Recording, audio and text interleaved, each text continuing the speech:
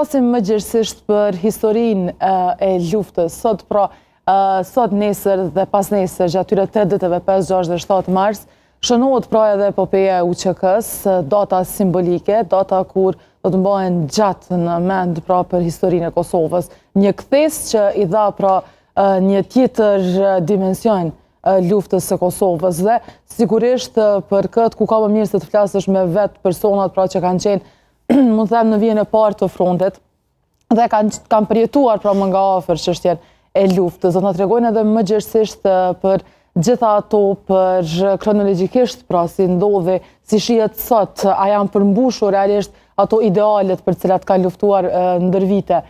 Jo vetëm me armë kur ishte koha e luftës, por edhe më pas pra përmes ideve të ndryshme, përmes vendimeve të ndryshme, përmes të gjitha akteve ligjore mund të ndryshme për të mbërrirë tek liria e plot e vendit. Si po qëndrojmë sot, si qëndrojnë sot veteranët pas kaq viteve në përfundim pra të epopejës së UÇK-s dhe çka jo tjetër do të flasim me të ftuarit tanë në studio kam Xhevdet Çeriçin. Zgjegjim në mëngjesit dhe faleminderit që jemi ne. Mirëmëngjes, faleminderit për ftesë. Dhe Hasan Zeneli, gjithashtu veteran bashkëftari Zahir Pajazitit, mirëmëngjes dhe faleminderit që jeni këtu. Faleminderit për ftesën. Po nisim pra fillimisht para se kalojmë tek zotëri Zeneli me juve zot Çeriçi, pra sot epopeja e UÇK-s pas kaq viteve si e sheh? Po sot do të thotë është përjetorja e epopejës së UÇK-s, është njëra prej ngjarjeve më të rëndësishme të historisë Kosovës, sepse aty u bën një luftë e papar nga familja e Shari, do të të sakrifikua e gjithë familja për lirin të cilën po e gëzojmë sot.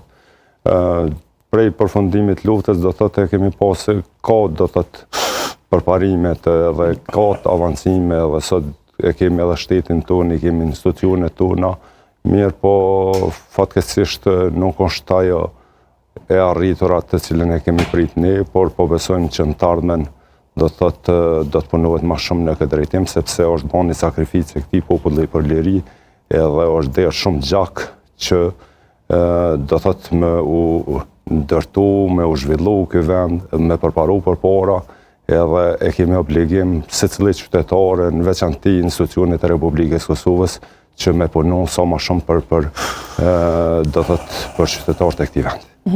Zotëri Zeneli, për juve, pra si nisi kjo, çfarë kujton kjo lufta guerile? Po,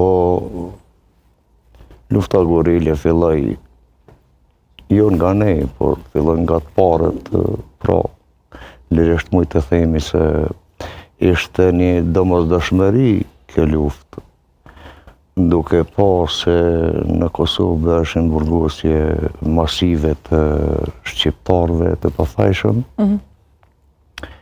Dhe atëherë mund të flasë gjatë viteve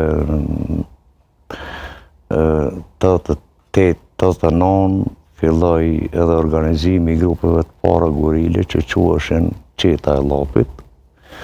Dhe ne pak më vonë me Zahirin dhe shokët e tjerë ishim edhe pasardhësit e kësaj guerile, nga e cila edhe u zhvilluan shumë aksione në teren për brenda Kosovës, dhe grupet e tjera që ishin pra grupi i Drenicës në krye me komandantin legjendar Adem Jashari, Recep Selimin, Sulejman Selimin, Muj Krashniqin e të tjerë. Pra, ne bashkë me këta shok, erdëm dhe në fond në vitin 1995 në Vjesht, formuam, dhe më thonë, ushtrin shlenëtare të Kosovës, dhe kështu vazhduam deri në ditët e sotme. Pra, e përfunduam një luftë ashtu si mundëm, disa u vranë në përbeteja, disa u vranë për aksione, disa u vranë edhe me familjen, vlen të flasim sot edhe për familjen Jashari, e cila i populli shqiptar i dha një kushtrim lirie, i dha një forcë dhe ati që fare nuk ishte interesuar për luftë, i dha forcë që të kyqet në luftë dhe të luftoj për shlirimin e vendit. Dhe pikrisht të kjo, do t'ju pyes juve, zotëri Qeriqi, apo ruhet dinjiteti i familjes Jashari pas kaq viteve, kur vetë e dim pra për flimin që pati familja Jashari? Po, unë mendoj se për familjen Jashari do të me bon shumë më shumë, e kemi obligim edhe kemi bërqë ndaj tyne, sepse ata kanë sakrifiku me vetdijet plut për lirin cilën po gëzojmë ne sot. Fatkeqësisht do thotë është bon shumë pak për ta. Dim se në çfarë gjendje sot janë kullat e Jasharëve, është rrezik me u dëmtu edhe më shumë. Pastaj do thotë nuk e kanë ata mbështetjen edhe atë nga institucionet e Republikës Kosovës që me lartësu veprën e tyne edhe me ndërtu do thotë atë vend, sepse është një vend i shenjtë, është një vend i sakrificës, një vend i gjakut derdhur, edhe kështu që duhet me u marrë sa më seriozisht, sidomos me kullat e tyne edhe me u kujdes për to, sepse është një histori e veçantë, do thotë një histori e bashkimit të shqiptarëve, sepse pikërisht këtu ka filluar bashkimi edhe mobilizimi shqiptarëve, edhe na ka bën bashkë gjithë neve, popullin tonë, për me luftu një pushtues, një okupator edhe me largu përfundimisht nga Kosova. Kështu që është një vend i sakrificës të madhe edhe e kemi obligim secili qytetar që të kontribuojmë edhe të bashkëpunojmë në këtë drejtim edhe që ta lartësojmë veprën e tyre. Po, dhe sa i përket kësaj, zotëri Zeneli, pra sa ndikoi rënja e familjes Jashari tek morali i luftëtarëve? Rënja e familjes Jashari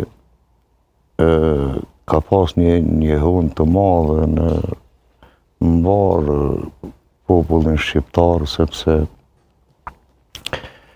ishte një sakrificë sublime e kësaj familje, cila me pushkën se ndaloj me 3 ditë e 3 net përballë një armiku shekullor, si që ishte Serbia.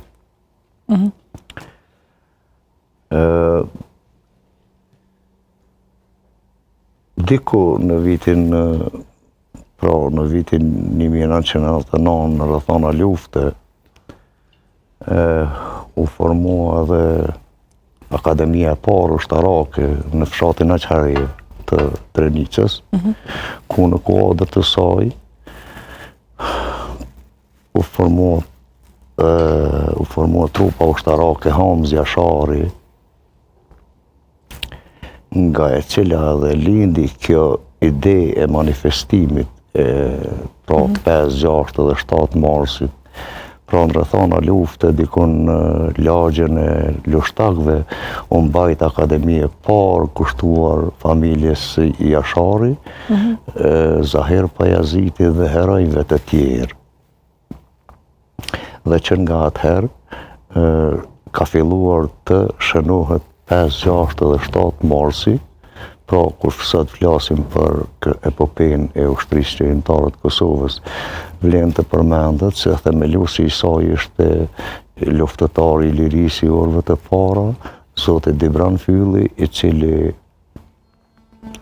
atëherë dhe sot merret me këtë epopejë dhe përgatitjen e këtyre manifestimeve. Po, dhe pikërisht nëse qëndrojmë tek këto përvjetoret dhe organizimet që bën, sa ka organizim, zoti Qeriqi, mes shoqatave dhe institucioneve, pra sa dakordohen për kur vije fjala për organizimin e eventeve të tilla? Po ne si shoqatat luftës jemi mundu maksimalisht, do të thotë sidomos datat e veçanta me i festu, sepse edhe me u kujdes për ta dhe me nderu do të thotë sakrificën e tyne, këtë rast edhe institucionet e Republikës Kosovës do të thotë janë të angazhuara në këtë drejtim, sidomos për epopejën e Ugjukës, kemi agjendën do të thotë qeverisë Republikës Kosovës, po ashtu edhe të institucioneve komunale, të cilat ka një agjendë, mendoj se kjo familje e meriton me u lartësu për gjitha sakrificë që ka bon.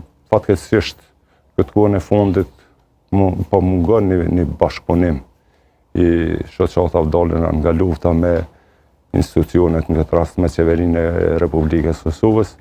Mendoj se sidomos në këto data të rëndësishme duhet me qenë bashkuar, edhe duhet me gjetë një gjumë përbashkët, duhet me i parafru, do të më parafru në mes vete edhe me nderu ashtu që e meritojnë kjo familje edhe gjitha ata dëshmorë të cilët kanë ra për lirinë e vendit tonë, sepse ata ndër e kanë pas do të lirinë e Kosovës, kështu që e kemi obligim me i lanë i natët anësh edhe me u bon pashk edhe me nderu ashtu që duhet me nderu edhe që e meritojnë ata. A ka rrezik, zotë Gjeriqi, që epopeja të politizohet? Unë nuk besoj, sepse ajo e ka jehunën e vetë edhe nuk mundet askush do të me politizu epopejën e UÇK-s. Epopeja është e gjithë shqiptare, sepse është sakrifica aty në është bon për gjithë shqiptarët, do të për lirinë e vendit tonë, kështu që nuk besoj që mundet dikush me politizu ose me përfitu nga kjo ngjarje shumë e rëndësishme edhe shumë e veçantë për vendin tonë. Po. Dhe, zotë Rizaneli, nëse flasim për rëndësinë që ka kjo, pra ngjarja dhe rënja e familjes Jashari, çfarë rëndësie ka të kjo personalisht? Që keni qenë, pra, dhe keni qenë vetët në vijën e parë të frontit? Te unë ka shumë rëndësi dhe për ulem me respekt për trimërinë dhe heroizmin e tyre të treguar, që bota si tregoj se si duhet të luftohet dhe të sakrifikohet për vendin, pra ishte kjo familja Jashari, lavdi për jetë e motë të rënët të tyre. Dhe nëse flasim për brezat e rinj, si e shes sot, pra, a din mjaftueshëm për punën e luftës, për rënjen e familjes Jashari dhe jo vetëm, pra, si po shkon, mund të mbajtja gjallë e kujtesës kolektive? Mbajtja gjallë po mbahet në oda, në shtëpi. Në mënyrë institucionale shumë pak flitet për epopejën e UÇK-s dhe për familjen Jashari, për luftën tonë guerile të cilën e kemi zhvilluar rreth 6 vjet rresht. Nëse marrim për parasysh edhe qetën e Llapit, po i bjen 8 vjet. Të kemi zhvilluar një luftë të ashpër me okupatorin dhe deri në formimin e ushtrisë shqiptare. Pra, ushtria shqiptare ja dha grushtin e fundit okupatorit dhe e larguam nga vendi. Unë kam për t'i kritikuar institucionet edhe të mahershmet edhe të tanishmet. Që nga koha pas luftës, po thonë? Po, sepse nuk e kanë në përshkolla nuk kanë ndiku që të predikohet rreth të kaluarës së ushtrisë, sakrificave të ushtrisë shqiptare të Kosovës. Thonë të drejtën, viteve të fundit, këto 5-6 vjetet e fundit kemi filluar në përshkolla pak nxënësit me i njoftue, ma përse afërmi me ushtrisë shqiptare të Kosovës, pra disa nga pjesëtarët tonë janë përzgjedhur të ju tregojnë dhe se kush ishte ushtria shqiptare, pra po ta nderin edhe unë të jem njëri ndër ta. Unë kisha thonë që në librat e shkollave fillore të historisë të shkruhet dhe ta kenë orë obligative nxënësit e shkollave fillore të mesme dhe të fakulteteve luftën e ushtrisë shqiptare të Kosovës, si u krijua ajo, si u zhvillua dhe si e përfundoi betejat deri në çlirimin e vendit. Pra shumë pak flitet dhe shumë pak kanë njohuri nga institucionet, nga shkollat, nxënësit për luftën e ushtrisë shqiptare, përveç se shkandëgjojnë nëpërmes ndonjë televizioni manifestimi që fillon sot, marrëm si shembull nesër dhe pas nesër, këtë mund ta mësojnë dhe asgjë më tepër. kurse nuk flitet as për betejat, as për sakrificat, as për vitet e kaluame, as nuk flitet se si u formua si erdhi te formimi i ushtrisë shërimtare etj. Po. Falë dhe njerë po kthehem prap të fshati Aqarev në Drenicë, ku aty filloi gjithë shka me manifestimet, me publikimet të ndryshme për luftën e ushtrisë shërimtare të Kosovës,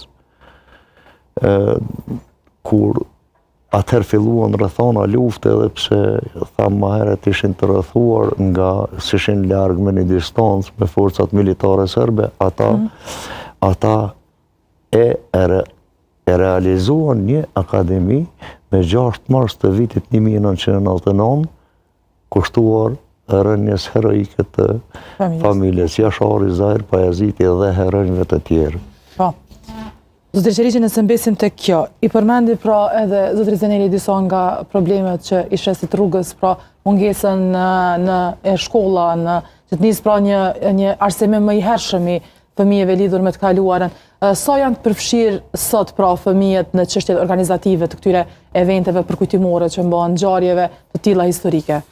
Po në data të rëndësishme do thotë të vendit tonë janë përfshin, do thotë edhe gjeneratat e reja, sidomos në këtë kohën e fundit i kemi po, do thotë ka qenë një mobilizim në ditën e pavarësisë, edhe i kemi po shumë gjeneratat e reja të cilat përmes aktiviteteve të ndryshme e kanë festu këtë datë edhe gjatë atyne eventeve, do thotë edhe ju kanë full për periudhën e luftës edhe për sakrificën e gjithë qytetarëve të Republikës Kosovës për liri.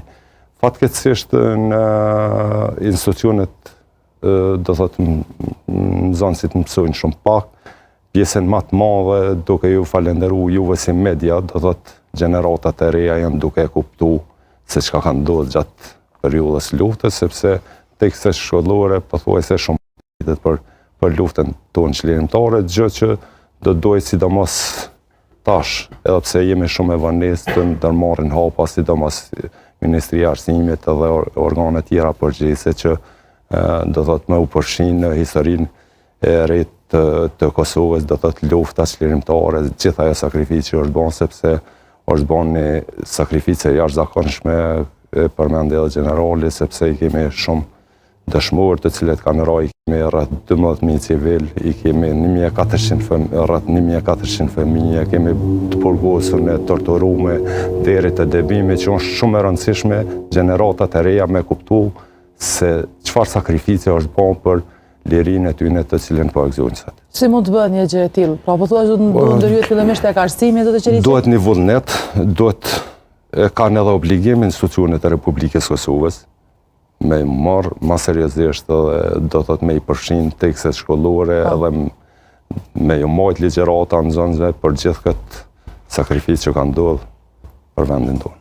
Po, tash me përmendje pra edhe Zotri Zeneli që pas kanë fillu disa ligjërata të mbahen, pra edhe të flitet pikërisht për këto. Po tash unë e thash në këtë kohën e fundit e kemi po, do thotë kemi po shumë aktivitete tek gjeneratat e reja, edhe sidomos gjeneratat e reja kanë kuptuar në përvjetore të ndryshme edhe gjatë udhave që tha bashkëluftari generali, edhe do thotë neja të ndryshme që ju kemi tregu, sepse në shkolla është mësu shumë pak. Unë edhe vetë i kam fëmijët në shkolla dhe ata më treguajnë se shumë pak litet për luftën tonë. Personalisht kam has në nxënësit janë hutu, kur unë kam folë për luftën gorile gjithët në shkolla. Çka është kjo? Këtu se kanë kuptu. Po se kanë kuptu. Ndërsa edhe ne shokët e luftës pathuaj se kemi anashkalu. Vlen të përmendet se lufta gorile ishte mamaja dhe babai i ushtrisë shërimtare të Kosovës, pra nga këto celula të krijuara nga 3 grupe të krijuara në Llap, Drenicë dhe Dugagjen, është formuar dhe ushtria shqiptare e Kosovës gjatë vjeshtës së vitit 1995 dhe ishin këta do djemë që sakrifikuar shumë, dhanë shumë për formimin e ushtrisë shqiptare të Kosovës dhe pra ishte Adem Jashari ai që kishte pjesën e Drenicës, pra ishte përgjegjësi i grupit Drenicës, në të cilin bënin pjesë shumë bashkëluftëtarët e mi, Regjepi, Sylja, Muja, Adriani e të tjerë, si që bënin pjesë në lap Zahiri, onë Isaku, Smajli, Remi e të tjerë. Pra ishin këta ata djemë që i dhanë trimëri popullit, sidomos pas daljes në skenë të hapur të ushtrisë shqiptare të Kosovës në varrimin e mësuesit Geci, pra ishin atë Regja e Dauti e disa tjerë, se deri atëherë vetëm se është mendu se këto grupe, këto aksionet të cilat ne ndërmermin, po i ndërmer Serbia, ashtu flitej në për oda, flitej në për gazeta dhe flitej në për media të ndryshme. Pro, për fund, kisha me thonë që ndjehem shumë krenar që personalisht i takova këtij grupit të njerëzve, ndjehem shumë krenar që sot mbajmë akademi përkujtimore për këta njerëz. Këta janë njerëz me njëherë pas Zotit në tokë. Ndjehem krenar që disa nga shokët tonë sot i kemi në dhomat e specializuara në Hagë, edhe kjo është krenari për mu, sepse ata janë pjesë e këtij procesi, ata janë shokët tonë të cilët me buk e pa buk, e me ujë e pa ujë, kanë dhe hequr beteja. Aty në kisha dashur nga këto me kërku lirim të shpejt dhe të gjithë me qenë në mesin tonë, kështu që epopen tjetër të ushtrisë shqiptare ta festojmë së bashku. Shpresojmë. Dhe që ishje për fund? Për fund, unë e tha edhe generali, po besoj se tash jemi në një proces që 5 vite që krerët e ushtrisë shqiptare të Kosovës, edhe shumë bashkëluftëtarë, po gjykuhen edhe një pjesë prej tyre janë dënuar padrejtësisht në Hagë. Po kërkojmë, do thotë, edhe sepse jemi të bindur se lufta ka qenë e drejtë, ka qenë luftë çlirimtare, edhe po besojmë që vitin e ardhshëm me të gjitha ata bashkëluftëtarë të cilët padrejtësisht po mbohen në Hagë, ta festojmë epopenë e ushtrisë shqiptare të Kosovës. Orta, nëse më jep edhe 1 minutë kohë. Po. Ne dim se bashkëluftari jonë, Sali Mustafa, është dënuar me dënim kapital 26 vjet burg. Dhe të gjithë Kosova din se kjo është një dënim drakonik që nuk është dashur të dënohet. Nuk po du me elaboru këtu ka faj apo s'ka faj. Por po du me thonë se derisa shoku jonë, Sali Mustafa, dënohet me 26 vjet burg për një vrasje apo një vrasje e gjysmë, kriminali i luftës serb nga po e njëjta gjykat dënohet me 11 edhe 13 vjetë burg. Kriminali cili ka ekzekutuar me qindra civil të pafajshëm në Drenicë, dhe gra e fëmi e pleq, a i dënohet me 13 vjetë, ndërsa bashkëluftari ynë dënohet me 26 vjetë burg. Kjo më bën të kuptoj se edhe të bindëm se këtu është duke u bërë një luftë pa drejtësi dhe nuk bëhet luftë për drejtësi. Andaj, kësha dashur me i bë thirrje edhe prokurorisë të Republikës Kosovës dhe gjykatave që ta kanë parasysh se si duhet dënohet, edhe nëse gjejmë faj tek bashkëluftarët tonë, edhe nëse gjejmë faj, megjithse. Jam shumë i sigurt se ushtria shqiptare e Kosovës ka bërë një luftë të pastër, që të mohat mend në histori si lufta më e pastër ndër luftrat që janë zhvilluar nëpër Evropë e Ballkan. Por dënimet të cilat, pra po them, me faj apo pa faj, i ka shpall Prokuroria e Republikës, gjithsesi Prokuroria Speciale e Republikës Kosovës, janë dënime puro politike. Po. Janë dënime që nuk i pranoj kurrën e kurrës Hasan Zeneli, e as të tjerët, e as shokët e mi, kur i bijem në proporcion me dënimet e kriminalëve të luftës sërb, të cilët nuk po du me i numru masakrat, 44 masakra në Kosovë, të cilat kanë vrarë gra, fëmijë, pleq, edhe fëmijën 4 vjeç. Po. Unë falenderoj shumë zotë Zeneli, sepse me foli realisht për luftën edhe për pjesën e saj ka shumë. Po kaq që edhe koha në dispozicion edhe minutat, të falenderoj shumë dhe është kënaqësi me bisedu së bashku me juve, por edhe me Zorin Qeriqi. Edhe kurdo që ti je e gatshme, me fol për luftën shumë, na e bë ftesën si sot, edhe unë dhe Gjevdeti edhe shokët e tjerë, kemi me u prezentuar. Patjetër. Mendoj që me orë me diskutu për luftë është pak. Po. Përveç edhe me vite është pak. E di, prandaj edhe po them. Faleminderit shumë, edhe vërtet kënaqësi me ju pas dyve këto. Faleminderit. Lavdi dëshmorëve të kombit.